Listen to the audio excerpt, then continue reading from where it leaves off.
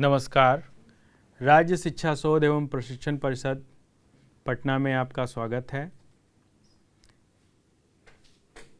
कक्षा 9 के अध्याय 4 परमाणु की संरचना पर चर्चा करते हुए हम आज अपनी चर्चा आगे बढ़ाएंगे। बच्चों, पिछले क्लास में आपने देखा कि किस प्रकार से वैज्ञानिकों ने यह पता लगा लिया परमाणु भी छोटे छोटे कणों से मिलके बने होते हैं और इन छोटे छोटे कणों को उन्होंने अपने प्रयोगों के निष्कर्ष के आधार पर इलेक्ट्रॉन, प्रोटॉन और न्यूट्रॉन का नाम दिया। अब जब अलग अलग छोटे छोटे कणों के बारे में जानकारी उनको प्राप्त हो गई तो उन्होंने इनकी व्यवस्था परमाणु के अंदर किस प्रकार से है, यह किस प्रकार से व्यवस्थित है, इस पर चर्चा करना शुरू किया। और इस उनके व्यवस्थित यानी कि परमाणु के संरचना किस प्रकार से है, इस पर चर्चा करते हुए उन्होंने अलग अलग वैज्ञानिकों ने अपने अलग अलग मॉडल लिए। पिछली कक्षा में मैंने आपको बताया कि मुख्यतः 3 मॉडल, थॉमसन के मॉडल, रदरफोर्ड के मॉडल और नील्स बोर के मॉडल का चर्चा आपकी कक्षा में होगी। इसी चर्चा को आगे बढ़ाते हुए हम सबसे पहले आज थॉमसन मॉडल की चर्चा करते हैं। आइए बच्चों, देखते हैं कि थॉमसन का क्या कहना था।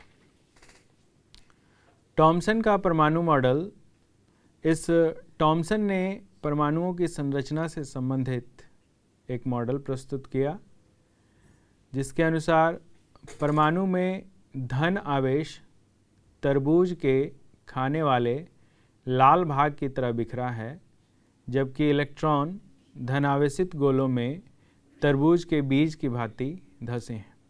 बच्चों, आप इसको ध्यान से देखिए। आपने तरबूज खाया होगा और जब तरबूज को काटते हैं तो लाल वाला भाग पूरे तरबूज में बिखरा रहता है और उस तरबूज में काले काले बीज उसके बीच में धंसे हुए रहते हैं। थॉमसन ने भी कुछ इसी तरह के कहा कि परमाणु धन आवेशित कणों और ऋण आवेशित कणों से मिलकर बना है और उनका कहना था कि धन आवेशित कण तरबूजे के लाल भाग के तरह पूरे परमाणु में बिखरे हुए हैं और ऋण आवेशित कण यानी कि इलेक्ट्रॉन तरबूज में बीज जिस प्रकार से अंदर धंसे हुए हैं उसी प्रकार से इलेक्ट्रॉन भी उस तरबूज के बीज के अनुसार ही परमाणु के धनात्मक गोले के अंदर धंसे हुए हैं। जैसा कि आप दाहिने तरफ पिक्चर में भी देख रहे हैं कि एक धनात्मक गोला दिखाया गया है। इस धनात्मक गोला यानी कि प्रोटॉन जो है पूरे गोले के ऊपर अपना फैला हुआ है और उस गोले के अंदर इलेक्ट्रॉन तरबूजे के बीज की भांति धंसे हुए हैं। इस मॉडल से उन्होंने यह तो साबित कर दिया कि परमाणु विद्युत उदासीन होता है, क्योंकि जितना आवेश इलेक्ट्रॉन पर होता है उतना ही आवेश प्रोटॉन पर होता है। तो इसी को लेकर उन्होंने यह साबित कर दिया कि परमाणु का धन आवेश पूरे परमाणु पर फैला हुआ है और ऋण आवेश उसमें तरबूजे के बीज की भांति धंसे हुए हैं। परंतु आगे आने वाले कुछ प्रयोग ने उनके इस बात को उतना सही नहीं ठहराया और उन आगे आने वाले प्रयोगों को व्याख्या करने में वह सक्षम नहीं हुए। तो आइए बच्चों देखें कि क्या प्रयोग हुए जिसके कारण थॉमसन के मॉडल को लोगों ने कहा यह उतना उचित मॉडल नहीं है जितना यह प्रयोग की व्याख्या कर पाने में सक्षम हो। यह प्रयोग रदरफोर्ड ने किया था। तो थॉमसन के अनुसार मैंने बताया आपको कि परमाणु धन आवेशित गोले का बना होता है और इलेक्ट्रॉन उसमें धंसे होते हैं। ऋणात्मक और धनात्मक आवेश परिमाण में समान होते हैं, इसलिए परमाणु वैद्युत रूप से उदासीन होते हैं। और जिसकी मैंने अभी चर्चा की, ये टॉमसन के मॉडल से परमाणु के उदासीन होने की व्याख्या तो हो गई, किंतु दूसरे वैज्ञानिक द्वारा किए गए प्रयोगों के परिणामों को इस मॉडल के द्वारा समझाया नहीं जा सका। आगे आने वाले वैज्ञानिक रदरफोर्ड ने एक प्रयोग किया और उस प्रयोग के आधार पर यह बताया कि टॉमसन का परमाणु मॉडल उतना उचित नहीं है जैसा कि परमाणु के अंदर इलेक्ट्रॉन और प्रोटॉन व्यवस्थित रहते हैं, उसकी यह व्याख्या सही नहीं कर पा रहा है। तो रदरफोर्ड के प्रयोग को हम लोग देखते हैं। रदरफोर्ड ने एक धातु की, सोने की धातु की पतली परत ली। पतली परत बहुत अपना जितना हो सकता था उतना पतला परत उन्होंने लिया, परंतु इस पतले परत में भी 1000 परमाणुओं की मोटी श्रृंखला उसके एक के ऊपर एक तह बैठी हुई थी। फिर भी उन्होंने इसको प्रयोग के लिए चुना और रदरफोर्ड यह जानने को इच्छुक थे कि इलेक्ट्रॉन परमाणु के भीतर किस प्रकार से व्यवस्थित रहते हैं। उन्होंने एक प्रयोग किया। इस प्रयोग में तेज गति से चल रहे अल्फा कणों को सोने की पन्नी पर टकराया। नीचे चित्र में आप देखिए बच्चों, यहाँ एक अल्फा कण का स्रोत एक बक्से में रखा हुआ है और उससे अल्फा किरणें निकल रही हैं और निकलने के बाद वह सोने की पन्नी पर टकरा रही हैं और उस सोने की पन्नी के चारों तरफ एक फोटोग्राफिक प्लेट लगाया गया है। फोटोग्राफिक प्लेट इसलिए लगाया गया क्योंकि यह अल्फा किरणें अदृश्य किरणें थी और जब यह किरणें फोटोग्राफिक प्लेट से टकराती है तो वहाँ पर एक डॉट यानी कि बिंदु उत्पन्न हो जाता है। रदरफोर्ड का यह सोचना था कि अगर इलेक्ट्रॉन धंसे हुए हैं बीज के तरह और प्रोटॉन पूरी तरीके से तरबूजे के लाल भाग के समान हैं, तो यह अल्फा कणें उनको पार नहीं कर पाएगी और नहीं पार कर पाने के कारण यह टकरा कर वापस आएगी। परंतु आप देख रहे हैं चित्र में, देखिए जब अल्फा कणें सोने की पतली पन्नी से टकराई तो उनकी बहुत सारी किरणें जो हैं पार हो गई और इनकी व्याख्या उन्होंने की। आप देखिए इस चित्र में बच्चों किस प्रकार से अधिकतर अल्फा कणों का पन्नी में सीधा गुजरना है, यानी कि वो सीधे सीधे पार कर गई और बहुत ही कम डॉट जो है अल्फा कण रिटर्न होके लौट के आ रही है। अब इस प्रयोग ने रदरफोर्ड को पूरी तरीके से सोचने के लिए मजबूर कर दिया कि अगर परमाणु भरा हुआ रहता तो यह तो टकरा कर वापस आती, यह पार कर जा रही है, इसका मतलब परमाणु के अंदर खाली स्थान है। आइए देखते हैं, इस पर चर्चा करने से पहले देखते हैं कि रदरफोर्ड ने क्यों सोने की पतली पन्नी को ही चुना। इसके लिए देखिए आप, सोने की पन्नी बहुत ही पतली है और वो रदरफोर्ड बहुत पतली परत चाहते थे। चूँकि धातुओं को पीट कर उनके चादर बनाए जा सकते हैं, इसलिए सोना एक धातु है और उसके बहुत पतले चादर उसमें बनाए जा सकते थे, इसलिए उन्होंने सोने की पन्नी को चुना। फिर भी यह सोने की पन्नी 1000 परमाणुओं के बराबर मोटी थी। उन्होंने अल्फा कण द्विआवेशित हीलियम कण होते हैं उनका उपयोग किया, अतः अल्फा कण धन आवेशित होते हैं और चूँकि इनका द्रव्यमान 4u होता है, इसलिए तीव्र गति से चल रहे इन अल्फा कणों में पर्याप्त ऊर्जा होती है। अर्थात यह अल्फा कण बहुत ही तीव्र गति से गमन करते हैं और परमाणुओं से टकराने के बाद इनके वापस लौट के आने की संभावना थी। अगर कण धीमे गति से गमन करते तो वह परमाणुओं से टकराने के पश्चात वहीं रुक जाते।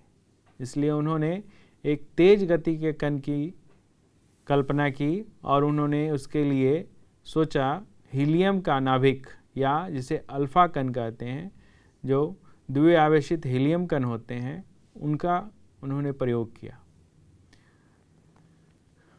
रदरफोर्ड का यह अनुमान था कि अल्फा कण सोने के परमाणुओं में विद्यमान अवपरमाणु कणों यानी कि छोटे छोटे कण, इलेक्ट्रॉन, प्रोटॉन, इनके द्वारा विक्षेपित हो जाएंगे।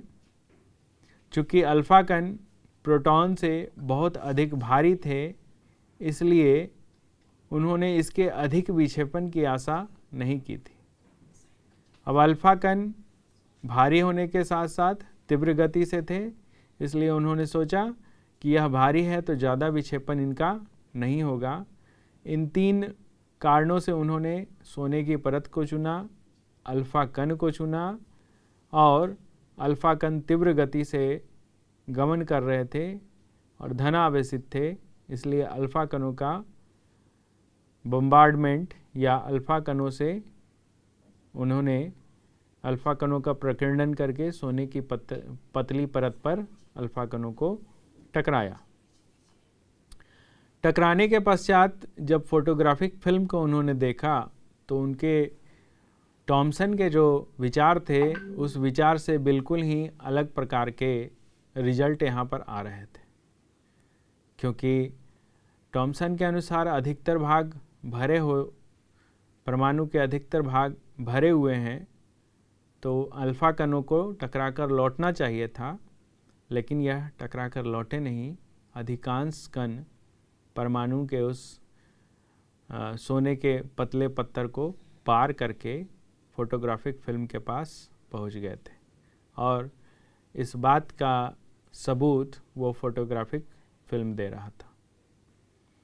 अब उन्होंने अपने निष्कर्ष को, अपने प्रयोग को अध्ययन करना शुरू किया और अध्ययन करने पर अपने प्रयोगों के निष्कर्ष पे वह इस प्रकार से पहुंच रहे थे।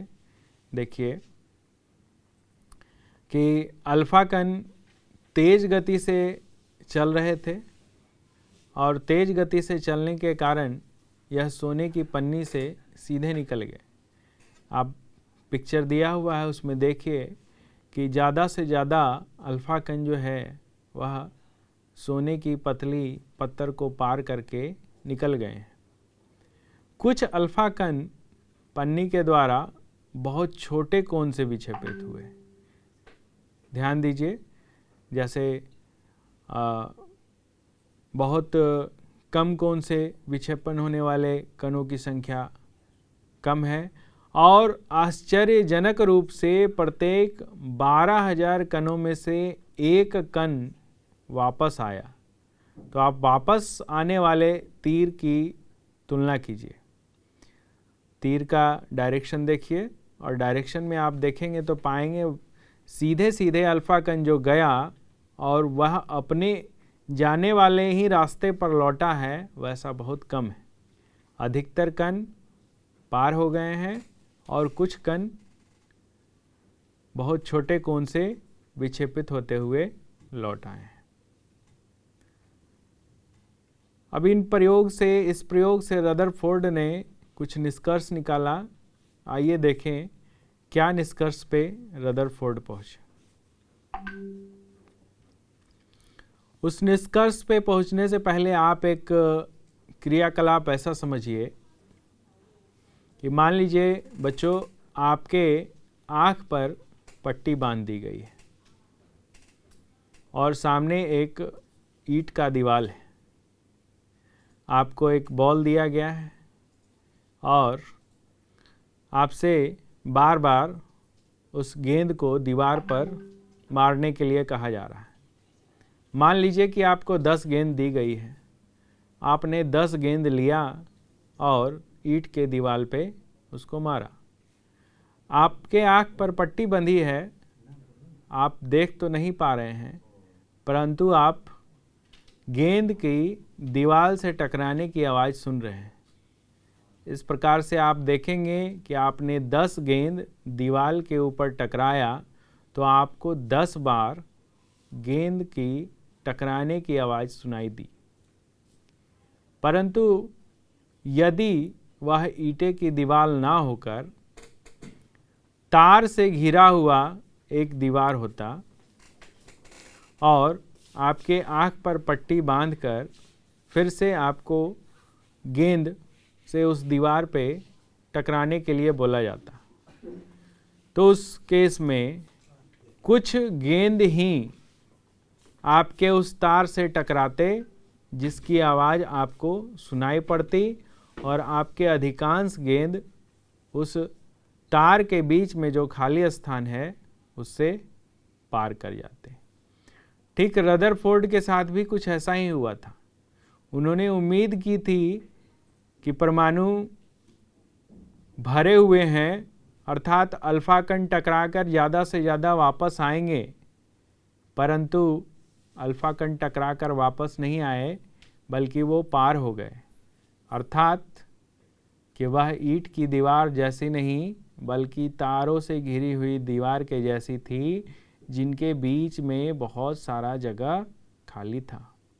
रदरफोर्ड ने अपने प्रयोगों के निष्कर्ष के आधार पर इन बातों की पुष्टि की कि परमाणु के भीतर का अधिकतर भाग खाली है, क्योंकि अधिकतर अल्फा कण बिना विक्षेपित हुए सोने की पन्नी से बाहर निकल जाते हैं। दूसरा निष्कर्ष यह निकाला कि बहुत कम कण अपने मार्ग से विक्षेपित हो रहे हैं, जिससे यह ज्ञात होता है कि परमाणु में धनावेशित भाग बहुत कम है और बहुत कम अल्फा कण, लगभग 12,000 में से एक अल्फा कण 180 डिग्री पर विक्षेपित हुए थे, जिससे यह संकेत मिलता है कि सोने के परमाणु का पूर्ण धनावेशित भाग और द्रव्यमान परमाणु के भीतर बहुत कम आयतन में सीमित है। और इन प्राप्त आंकड़ों के आधार पर उन्होंने यह निष्कर्ष निकाला, रदरफोर्ड ने यह निष्कर्ष निकाला कि नाभिक की त्रिज्या परमाणु की त्रिज्या से 10⁵ गुना छोटी है। यानी कि परमाणु बहुत बड़ा एक गोले के समान है और उस गोले के बीच में बहुत ही छोटा नाभिक मौजूद है और अधिकांश भाग परमाणु का खाली है। अब इन प्रयोगों के आधार पर उन्होंने एक मॉडल की परिकल्पना की और रदरफोर्ड ने जो मॉडल प्रस्तुत किया उसे रदरफोर्ड का परमाणु का नाभिकीय मॉडल कहा जाता है। और इस नाभिकीय मॉडल के लक्षण निम्नलिखित थे। पहला, परमाणु का केंद्र धनावेशित होता है जिसे नाभिक कहा जाता है और एक परमाणु का लगभग संपूर्ण द्रव्यमान नाभिक में ही होता है। दूसरी बात उन्होंने कही, इलेक्ट्रॉन नाभिक के चारों ओर वर्तुलाकार मार्ग अर्थात गोलाकार पथ में चक्कर लगाते रहते हैं।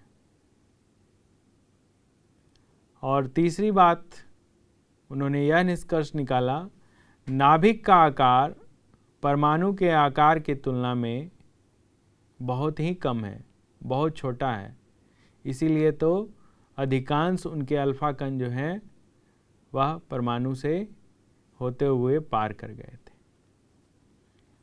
परंतु रदरफोर्ड के इस नाभिकीय मॉडल में कुछ बातें रह गई जिनकी व्याख्या रदरफोर्ड नहीं कर पाए। रदरफोर्ड का कहना था कि इलेक्ट्रॉन वर्तुलाकार मार्ग में चक्रण करते हुए रहते हैं। लेकिन जब कोई आवेशित कण किसी गोलाकार पथ पर चक्कर लगाते हैं तो गोलाकार कक्ष में उनका वेग बढ़ जाता है, उनमें त्वरण उत्पन्न होता है और त्वरण के कारण उन आवेशित कणों से ऊर्जा का विकिरण होता है। अब यदि इलेक्ट्रॉन गोलाकार पथ में चक्कर लगा रहे हैं तो लगातार इनसे ऊर्जा का विकिरण हो रहा है और ऊर्जा का विकिरण होने के कारण इन इलेक्ट्रॉन का गोलाकार पथ धीरे धीरे छोटा होता जाएगा, क्योंकि ऊर्जा का ह्रास हो रहा है।